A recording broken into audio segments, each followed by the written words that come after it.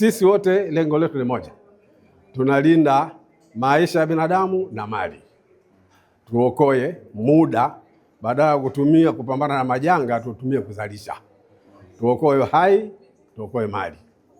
Sasa sisi tunawekeza katika vifaa kama hivi ya kugundua moto mapema, tunafunga kwenye majumba kwa zile ghali, lakini tunafanya tunauza vifaa vya kupambana na moto, vya kuzimia moto, kama hizo tunaleta fire extinguisher kama za gas, CO2, kama za dry powder, sababu kuna mioto ya aina mbalimbali. Sasa huwezi kutumia kifaa kimoja kwa kila aina ya moto. Hiyo ni teknolojia kama hizo. Sasa sisi tunauza hizi kama biashara, lakini si biashara, ni huduma kwa usalama wa binadamu. Na wenzetu wazima moto nao kazi yao ni hiyo, tunasaidiana.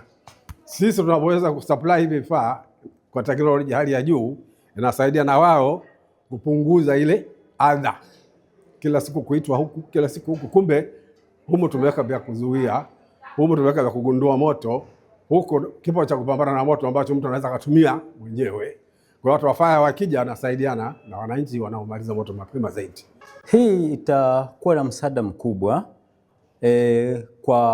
itaiwezesha kwanza jamii kutambua, yaani kwa sababu tulizoea wakati mwingine katika jengo unaweza kukuta kama nilivyosema awali, unakuta jengo labda halijafungwa mfumo wowote. Sasa hivi kuna mifumo ambayo inafungwa, moto unapotokea maji yanaweza yakajifungua yenyewe, inaitwa sprinkler system.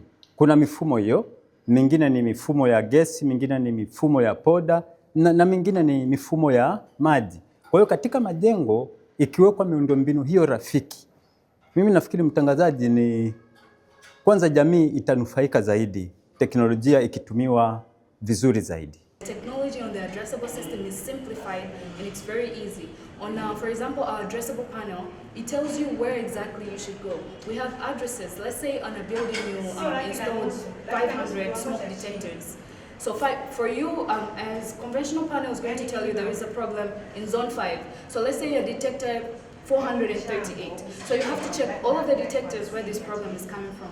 But with the addressable system from the panel, it's going to tell you that address number 5 has, address detector number 5 has an issue. So when you're moving or when the engineer is moving, would go directly to where the problem is. This solves time issue.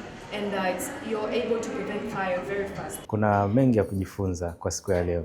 Tunaona tuna mifumo mipya tumeletewa. Zamani tulikuwa tunazoea analog technology kwamba lazima tuweke connect wire kila mahali ili kudetect hizi jinsi ya moto unavyotokea na kudetect. Ila sasa hivi tumeletewa system mpya ambayo inatumia wireless, ambayo hiyo itapunguza kazi kwanza kwa mafundi yenyewe, na pia ni teknolojia ambayo inawezesha kudetect mambo digital. Haina haja ya wewe kuwepo sehemu husika kujua moto umetokea au ni wapi umetokea. Ukiwa hata na simu yako, ile system iko connected kwenye simu, ni rahisi kujua eneo tatizo la moto limetokea sehemu gani na kupata solution mapema.